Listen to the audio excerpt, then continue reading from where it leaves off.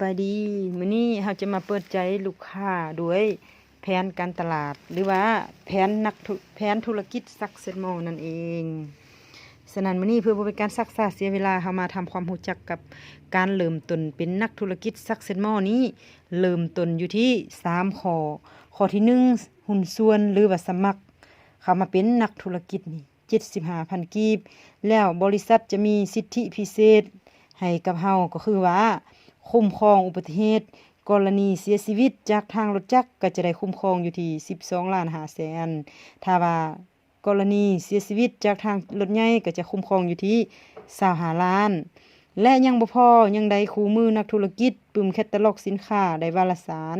ได้ซื้อสินค้าในราคาพิเศษแล้วก็ได้แอปพลิเคชันเป็นของส่วนตัวแอปพลิเคชันนี้แม่นแบบใดวะแอปพลิเคชันนี้ก็เขาเอิ้นว่าเปรียบเสมือนกับ BCL1 ของธนาคารการค้าหรือว่าจะเทียบใส่บ้านเฮานี้ก็คือเฮาลิน WhatsApp Facebook แบบนี้เฮาเคยลินแต่บ่เคยได้หยังมาแต่มื้อนี้เฮามาลินแอปพลิเคชันของ Success Mall มาลินในนามเป็นนักธุรกิจฝ่ายการตลาดของ Success Mall คิดว่าสุดยอดบ่สุดยอดแม่นบ่สำหรับข้อนี้นี่นะข้อ 75,000 กีบนี่นะจะได้อยู่ทางว่า 4-5 ข้อพุ่นบริษัทมอบให้พิเศษสำหรับเงิน 75,000 กีบนี้และเฮาก็จะมีโอกาสต่อแต่ละปีหั่นน่ะต่ออายุให้กับเลขรหัสเฮานี่นะ 37,000 กีบ 37,000 กีบเพื่อต่ออายุให้กับเลขรหัสหุ้นส่วนของเฮานี้ถามว่าเงิน 75,000 กีบในมื้อนี้ทุกท่านคิดว่าคุ้มบ่ล่ะถ้าคิดว่าคุ้มแล้วเฮามาเบิ่งเริ่มต้นข้อที่2เริ่มต้นข้อที่2นี้เขาเอิ้นว่าเลือกเข้าร่วมธุรกิจการเลือกเข้าร่วมธุรกิจนี้มีอยู่2ตำแหน่งที่1เขาเอิ้นว่าตำแหน่งซูเปอร์ไวเซอร์ตำแหน่งที่2เขาเอิ้น Executive ตำแหน่งซูเปอร์ไวเซอร์นี้มี750คะแนนตำแหน่ง Executive นี้มี 3,000 คะแนนนี้มาจากไสว่าก็จะเป็นคำถามของหลายคนแม่นบ่คะแนนนี้มาจากสินค้าที่เฮาเลือกใช้ภายใน60วันจะใช้ก็ได้จะขายก็ได้จะเฮ็ดแนวใดก็ได้ให้เฮาเลือกซื้อเลือกใช้ภายใน60วันนี้เฮ็ดแนวใดก็ได้ให้มันเกิดซาครั้งเดียวจบตลอดชีวิตบ่จำเป็นต้องมาเฮ็ดอีกสำหรับข้อนี้เมื่อเฮาเฮ็ด2ตำแหน่งนี้แล้วเนาะหรือเข้าร่วมธุรกิจแล้วเฮาสามารถขยายฐานลูกค้าอยู่บ้านอยู่เมืองอยู่แขวงอยู่ประเทศใดก็ได้ที่มีคนสนใจอยากรักษาสุขภาพแล้วก็อยากสีแขวแล้วได้เงินคืนนี้เฮาสามารถไปขยายอยู่ไสก็ได้โดยที่บ่ต้องมาเติมอีกเฮาเลือกเขาอยู่ที่ประเทศลาวแล้วเฮาสามารถไปปากอยู่ประเทศเวียดนามแบบนี้ก็ได้ถือว่าสุดยอดหลายเนาะสำหรับข้อนี้เนาะถ้าว่าจะเทียบบัดนี้นะเทียบใส่ต้นทุนว่า750คะแนนนี้น่ะตำแหน่งซูเปอร์ไวเซอร์นี่น่ะใช้งบประมาณใดประมาณอยู่ที่750,000 หา 900,000 กีบก็สามารถเป็นนักธุรกิจขนาดน้อยใน Success Mall แล้วถ้าว่าเป็นนักธุรกิจใหญ่ก็คือ 3,000 คะแนนนี้ Executive นี้ก็จะใช้เฉลี่ยอยู่ประมาณ3.5 ล้าน4 ล้านเฮาก็สามารถเป็นนักธุรกิจใหญ่ใน Success Mall แล้วสุดยอดบ่ข้อที่2นี่ถ้าสุดยอดแล้วจื้อไว้เลยว่าครั้งเดียวจบตลอดชีวิตบ่จำเป็นต้องมาเริ่มอีกแล้วเฮาก็มาลมกันอยู่ที่ข้อที่3ว่าข้อที่3นี่เริ่มแบบใดเนาะข้อที่3นี่ยิ่งเริ่มง่ายเพียงแต่เฮาซื้อกินซื้อใช้แบบเจ้าของธุรกิจ250คะแนนต่อเดือนเฮ็ดแนวใดก็ได้เริ่มแต่วันที่1ของแต่ละเดือนนั่นจนฮอดวันที่30ให้มันเกิด250คะแนนต่อเดือนซะเฉลี่ยรายจ่ายก็ประมาณ 300,000 หา 350,000จ่ายเฮ็ดหยังวะจ่ายละล่าบ่แม่นจ่ายซื้อแฟบยาทูแคลสบู่อาบอันใดก็ได้ที่เฮาจำเป็นอยากใช้หรือว่ากลุ่มสุขภาพบ่บำรุงสายตาบ่บำรุงกระเพาะบ่ขับล้างสารพิษสารเคมีออกจากร่างกายเฮาบ่อันใดก็ได้ให้มันเกิด250คะแนนนี้หรือว่าจะแนะนำขายก็ได้อันนี้เนี่ยเป็นข้อง่ายสำหรับคนที่อยากได้เงินอยู่แล้วแม่นบ่สำหรับข้อนี้นี่ให้ชื่อไว้ว่าเฮ็ดทุกๆเดือนเนาะเพียงแต่เฮ็ด3ข้อเริ่มต้นนี้แล้วเฮาจะมีรายรับอยู่ที่6 ช่องทางเนาะ6 ช่องทางนั้นเฮามาเบิ่งว่ามี2ทางใดแด่ช่องทางที่1กำไรจากการขายปลีก30หา 50% 30หา 50% นี่น่ะมาจากไสวะมาจากสินค้าที่ว่าเฮาไปขายต่อหั่นมันมี3ราคาให้เฮาเลือกราคาที่1ก็คือว่าราคาข้างกล่องราคาที่2เขาเอิ้นว่าราคาสมาชิกราคาที่3เขาเอิ้นว่าราคาพิเศษและมื้อนี้เอง กล่องสินค้าเฮานี่นะมันมีอยู่3ราคาเนาะเฮาขายให้คนบ่ฮู้จักเฮาขายราคาข้างกล่องไปเฮาจะได้กำไรอยู่ที่50%แต่ว่าถ้ามื้อนี้เฮาขายให้หมู่ให้ครูเฮาคนที่เฮาฮู้จักเขาเคยเฮ็ดธุรกิจเครือข่ายอื่นมาก่อนเฮาก็ขายราคาพิเศษสมาชิกไปเฮาก็จะได้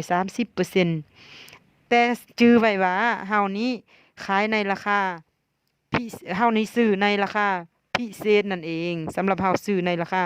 พิเศษนั่นเองเนาะแล้วเฮาก็เลือกขายว่าเฮาจะขายราคาสมาชิกให้ลูกค้าบ่หรือจะขายราคาข้างกองบ่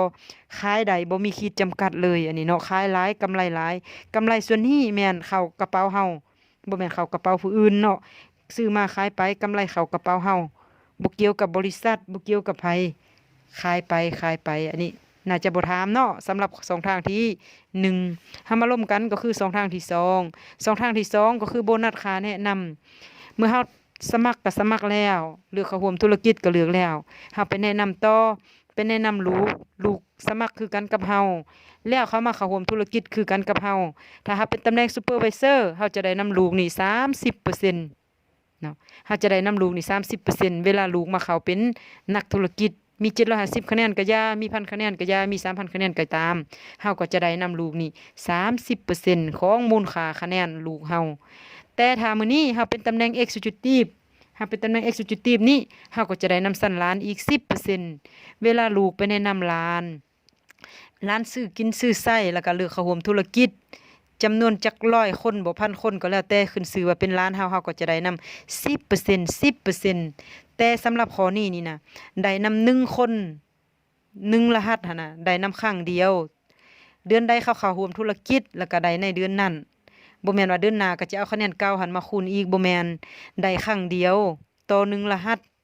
ถ้าเฮาอยากได้เดือนหน้านี่เฮาอยากได้อีกเฮาก็ต้องได้ไปแนะนำคนอีกเขาจึงว่าแนะนำคนใดบ่มีขีดจำกัดสำหรับข้อนี้คันเฮาแนะนำได้10คนลูกเฮาก็เอาไปเลย10คนคันล้านเฮาเด้ลูกเฮาไปแนะนำ1,000คนเฮาก็เอาไปเลย1,000คนแนะนำคนใดบ่มีขีดจำกัดแต่ว่า1รหัสนี่กินครั้งเดียวให้เฮาเข้าใจนำกันแบบนั้นเนาะถ้าว่าตัวอย่างว่าถ้าว่าลูกเฮามี 3,000 คะแนนเฮาก็จะเอา 3,000 คะแนนน่ะมาคูณ30%ก็จะได้อยู่225,000ได้นำล้านนี่ถ้าล้าน 3,000 คะแนนมาคูณ10%เฮาก็จะได้อยู่ที่75,000กีบจากสันล้านแบบนี้เป็นต้นต่อมา2ทางที่3 2ทางที่3นี้เขาเอิ้นว่าค่าปันดาวค่าปันดาวนี่เป็นแบบใดว่าตัวอย่างว่าอันนี้เฮาเนาะเฮาทานแบบนี้แหละเฮาเลือกสมัครเลือกเข้าร่วมธุรกิจ 3,000 คะแนนแล้ว Executive แล้วเฮาไปแนะนำลูกเบิ่งซ้าย1คนเบิ่งขวา1คนให้เขาสมัครเหมือนกันกับเฮาหรือเข้าร่วมธุรกิจเหมือนกับเฮาแสดงว่าเฮาเป็นดาวเวลาเฮาเป็นดาวนี้เฮาบ่ทันได้เงินเทื่อแม่นแต่กีบหนึงก็บ่ได้สำหรับเวลาเฮาเป็นดาวแต่มื้อนี้เฮาเป็นดาวในลักษณะใดเฮาไปแนะนำลูกต่อไปช่วยลูกต่อไปช่วยลูกให้เฮานี่น่ะให้ลูกของเฮานี่น่ะเป็นดาวเฮาจะได้นำ1ดวงดาวนี่น่ะอยู่ที่450,000แต่ถ้ามื้อนี้ตัวอย่างว่าถ้าลูกของเฮานี่ 3,000 คะแนนล้านเบิ่งซ้าย1,000 คะแนนล้านเบิ่งขวาเลย750 คะแนนเขาเอิ้นว่าดาวซุปดาวน้อยถ้าว่าเป็นดาวน้อยนี่ก็จะได้อยู่100,000กีบต่อ1ดวงดาว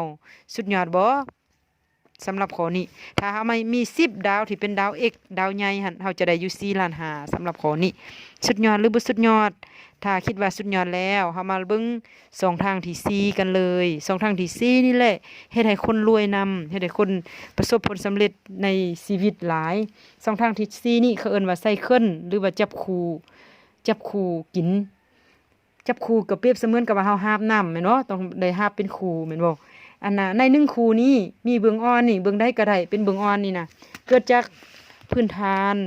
ลูกค้าที่เป็นคนเฮาแนะนำแด่เป็นคนของแม่ทิมแนะนำแด่โยนลงมาข้างล่างนี่บ่แม่นว่าแต่เฉพาะคนเฮาแนะนำอย่างเดียวเนาะเป็นคนของแม่ทิมแนะนำแด่เป็นคนร้านเล่นรอดอันใดก็แล้วแต่นับแต่เฮาลงไปก็จะเป็น2ทางที่4ให้เฮาแล้วมาเบิ่ง2ทางที่4นี่น่ะถ้าว่ามีเบื้องอ่อนนี่น่ะมี 1,500 คะแนนเบื้องแข็งมี 2,250 คะแนนเขาเอิ้นว่าเป็น1คู่เขาเอิ้นว่าเป็น1คู่แล้วใน1คู่นี้ถ้าเฮาเป็นตำแหน่ง 3,000 คะแนนนี่นะบริษัทจะจ่ายเฮาอยู่ที่180,000แต่ว่าถ้าเฮาเป็น750 คะแนนนี่นะบริษัทจะจ่ายเฮาอยู่ที่150,000แล้วนี่เป็นต้นตัวอย่างถ้าว่ามื้อนี้เบิ่งอ่อนของมาเฮานี่นะมี 15,000 คะแนนเบิ่งแข็งของเฮานี่นะมี 22,500 คะแนนเฮาจะได้อยู่ที่10คู่ใน10คู่นี้มาคูณให้1,800,000จะได้อยู่ที่1,800,000กีบถ้าเบิ่งอ่อนของเฮามี1,500,000 PV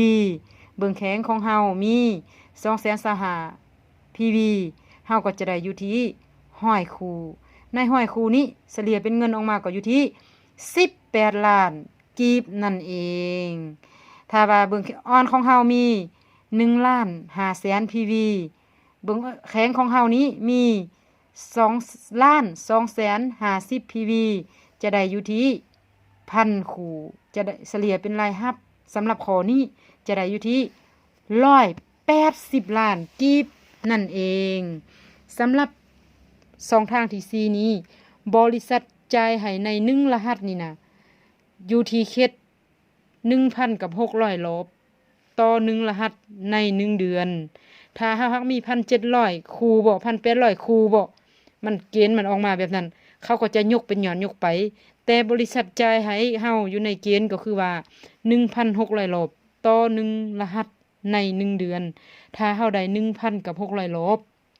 ต่อ1เดือนหั่นเฉลี่ยเป็นเงินก็จะได้อยู่ต่อเดือนหั่นน่ะ288ล้านนั่นเองหลายบ่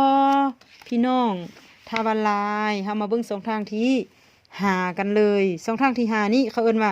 ลิขสิทธิ์ผู้นำเมื่อเฮามีความรู้เป็นอัพไลน์ที่ดีได้เงินแล้วส่งต่อความรู้ให้องค์กรเฮาส่งต่อให้ลูกได้เงินเท่าใดมาก็แล้วแต่บริษัทคูณให้เฮาอยู่ที่20% ของรายรับองค์กรเฮารายรับองค์กรเฮามาจากไสว่ามาจาก2ทางที่2ค่าแนะนำแล้วก็ค่าปันดาวแล้วก็ไซเคิล2ทางที่4แล้วจะกลายมาเป็น2ทางที่5ให้กับเฮาเนาะต่อมาจะได้นำสั้นล้านอีก20%2ทางที่2ที่3ที่4ของลูกเฮาได้มาจากกีบจากแสนจากล้านเขาก็จะมาคูณให้เฮาอยู่ที่20%และได้นำสั้นเลนอีก 10% ของมูลค่ารายรับองค์กรเฮาแบบนี้สุดยอดบ่มีลูกมีหลานหลายลูกหลานได้เงินหลายบริษัทจ่ายให้เป็นเปอร์เซ็นต์เอามูลค่ารายรับของลูกของหลานของเหลนเฮานี่ได้มาเท่าใดแล้วก็มาเป็นตีเป็นเปอร์เซ็นต์ให้กับเฮาบ่แม่นว่ามาตัดเงินลูกทิ่มหั่นบ่แม่นมาตัดเงินหลานเฮาหั่นเหลนเฮาหั่นมาให้เฮาบ่แม่นบริษัทจ่ายในส่วนนี้หลานเฮาเฮ็ดได้ส่ำใดหลานก็เอาไปเลยลูกเฮ็ดได้ส่ำใดก็ลูกเอาไปเลยเหลนเฮ็ดได้ส่ำใดก็เหลนเอาไปเลยบ่เกี่ยวกับเงินของเหลนอันนี้เป็นสิทธิบริษัทจ่ายให้เนาะหลายคนมักคิดว่าเฮ็ดไปแล้วมันได้เงินได้อีสังต่างๆนั่นน่ะให้ทานนี่นะบ่ต้องกังวลเพราะบ่แม่นเขาจิตัดเอาเงินทานมาจ่ายให้แม่ทีมบ่แม่นบริษัทออกแบบมาให้เฮาว่าให้เฮาไปช่วยคนคอยช่วยเจ้าได้เงินหลายแล้วบริษัทเฮ็ดค่าสิทธิพิเศษให้เฮาเฮ็ดบุญย้อนว่าเฮาเจ้านี่น่ะไปเฮ็ดบุญให้คนแม่นบ่ไปช่วยคนให้มีรายรับข้อยก็เลยเห็นแก่คุณงามความดีของเจ้าข้อยก็เลยเอารางวัลให้เจ้าก็คือว่าเขาเอิ้นว่าลิขสิทธิ์ผู้นำไปช่วยพี่น้องได้เงินแล้วข้อยสิปันให้เจ้านี่ต่อ1รหัสนี่นะเขาได้เงินเท่าใดข้อยปันให้เจ้า 10% 20% แบบนี้เป็นต้นดีบ่แบบนี้น่ะถ้าว่าดีแล้วมาต่อ2ทางที่6กันเลย2ทางที่6นี่เขาเอิ้นว่ารางวัลเสิร์ชสู่เกียรติในแต่ละเดือนแต่ละปีหั่นถ้าเฮาเป็นตำแหน่งไดมอนด์ภายใน6เดือนหา1ปีน่ะต่อ1นี่บริษัทจะมอบเงินละปันผลไทยติปีหรือว่ารางวัลพิเศษให้เฮาเนาะเสิร์ชสู่เกียรติหั่นถ้าเฮาเฮ็ดข้าราชการหรือเฮ็ดอันอื่นต่างๆหั่นน่ะเขาเอิ้นว่ามีใบย่อมีบ่มีใบเรียนกาเรียนไส้เรียนทองหยังต่างๆแต่มื้อนี้เฮามาเฮ็ดซักเสร็จหม้อนี้จะบ่ได้ใบย่อแล้วก็บ่ได้ใบเรียนคำแต่บริษัทมอบรางวัลเสิร์ชสู่เกียรติพิเศษให้เฮาก็คือว่าเป็นเงินถ้าเป็นตำแหน่งไดมอนด์จะได้อยู่ที่50ล้านในปีนั้นถ้าเป็นบลูไดมอนด์จะได้อยู่75ล้านถ้าเป็นแบล็กไดมอนด์จะได้อยู่150ล้านถ้าเป็นโกลไดมอนด์จะได้อยู่300ล้านเนาะถ้าว่าเป็นโลโยไดมอนด์ได้ล่ะจะได้อยู่2ตือกับ500ล้านสำหรับข้อนี้นี่นะบริษัทนี่เกียมห้องรับให้กับ1รหัส1นักธุรกิจนี่อยู่ที่4ตือ925ล้านเกียมห้องรับไว้ให้1รหัสสุดยอดบ่ข้อนี้ได้2ทางที่2ที่3ที่4ที่5ก็ว่าสุดยอดแล้วยังมี2ทางที่6อีกทุกท่านและพิเศษก็มี เอิ้นว่าเปรียบเสมือนกับว่าสองทางที่7ก็คือกองทุนท่องเที่ยวนั่นเองบ่เกี่ยวกับเงินโบนัสอันเฮาได้พันมาน่ะบ่ได้หักไว้เด้อหักไว้แล้วจึงอันจะให้เจ้าได้ไปเที่ยวได้หักสะสมอันรายรับที่เจ้าได้แต่ละซองมาหั่น2 2 2 3 2 4 2 5หั่นเขาจะสะสมให้เจ้าไปท่องเที่ยวนี่บ่แม่นอันนี้นี่รางวัลพิเศษบริษัทมอบให้ก็คือกองทุนท่องเที่ยวจะเกียมไว้4ปีล่วงหน้าเนาะสำหรับปี2020บริษัทก็เกียมแผนรองรับไว้แล้วก็คือไปเที่ยวประเทศฝรั่งเศสเนาะแล้วก็ไปเที่ยวอังกฤษแล้วก็ไปเที่ยวอันเยอรมันปี2022นี่นะไปเที่ยวเยอรมันแล้วปี2024ก็ไปเที่ยวรัสเซียเนาะปี2024มื้อนี้เฮาก็เข้ามาสู่ธุรกิจ Success More นี้เฮาก็จะมีได้เงินแล้วยังบ่พอยังมีโอกาสได้ไปท่องเที่ยวบ่เกี่ยวกับเงินโบนัสอีกเงินส่วนนั้นก็เป็นเงินรายรับของเฮาเนาะและมื้อนี้ถ้ามาธุรกิจ Success More นี่น่ะแต่ละซองเนี่ยสองทางที่1หาสองทางที่6แล้วก็กล่าวเข้ามาอันน่ะกองทุนท่องเที่ยวนี่มีคนได้รับแท้บ่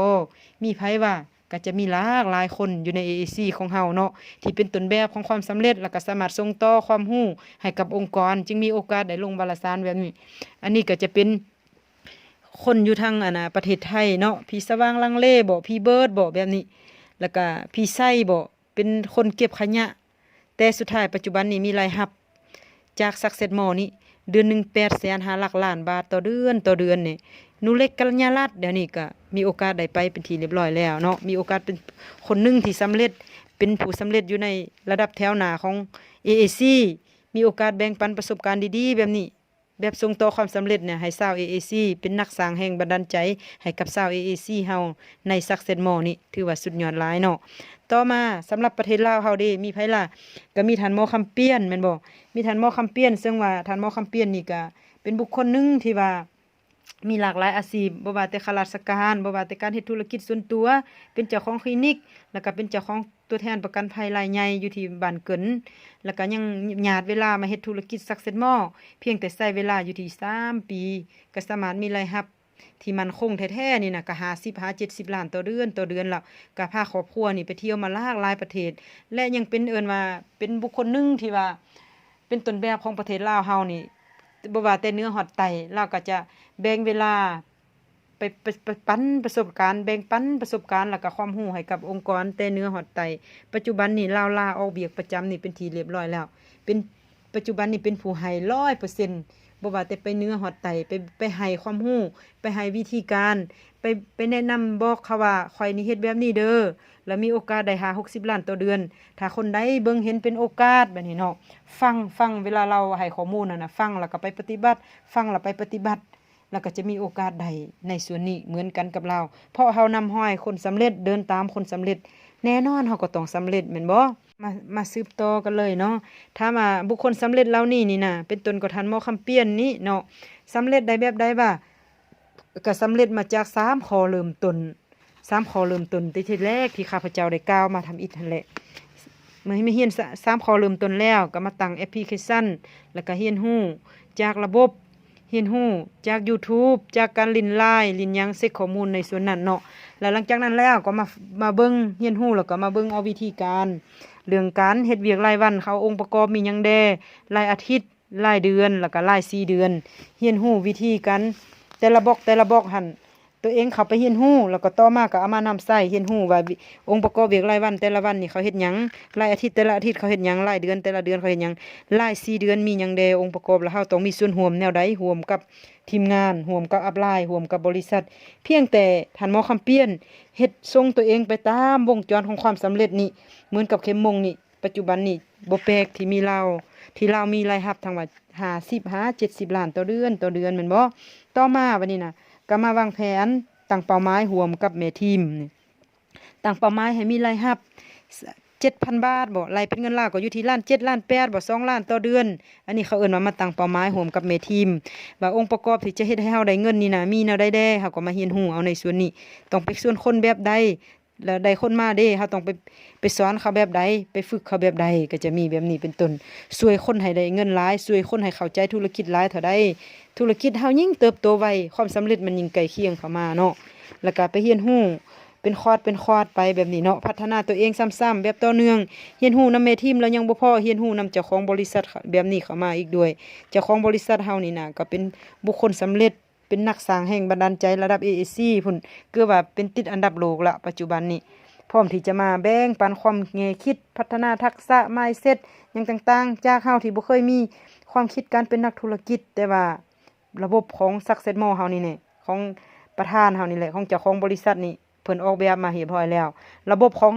จะเฮ็ดให้เฮาสำเร็จนี่นะเขาเอิ้นว่าระบบ SLA 3 4 5 6ว่าให้เฮาเฮ็ดแนวใด3มีหยังแด4แม่นหยังแด5แม่นหยังแด6แม่นหยังแดให้เฮาเข้าไปเรียนรู้เป็นบล็อกแบบนี้เป็นต้นเนาะแล้วก็มีวัฒนธรรมองค์กรแบบนี้การเฮ็ดอันใดก็แล้วแต่ต้องมีวัฒนธรรมถ้าว่าเฮาบ่มีวัฒนธรรมหั่นน่ะมันก็จะเอิ้นว่าซื่อค่อนข้างเอิ้นว่าบ่ดีต่อภาพลักษณ์ภายนอกแม่นบ่มีการญาติสายงานมีการกู้ยืมเงินกันมีการลูกทีมฝากซื้อสินค้าพาไปจ่ายซะเงินลูกค้าอีสังหั่นฉะนั้นเฮาต้องมีจรรยาบรรณของการเป็นนักธุรกิจใน Success Mall เปรียบเสมือนกับเฮานี่น่ะเป็นนักเรียนก็ต้องมีวินัยมีจรรยาบรรณของการเป็นนักเรียนอยู่ในครอบครัวก็มีระเบียบวินัยมีจรรยาบรรณของครอบครัวแม่นบ่ฉะนั้นการเฮาก้าวเข้ามาสู่ธุรกิจเฮาก็ต้องศึกษาจรรยาบรรณนี้ปรับตัวเองให้มันสอดคล้องกับจรรยาบรรณนี้เพียงแต่เฮาเฮ็ดตัวเองปฏิบัติตนเองตามจรรยาบรรณแล้วเฮาก็จะประสบผลสำเร็จเหมือนท่านอับรายคำเปี้ยนเหมือนบุคคลหลายคนอยู่ในหูปวารสารในเมื่อกี้นี้ฉะนั้นมื้อนี้ก็ขอขอบใจ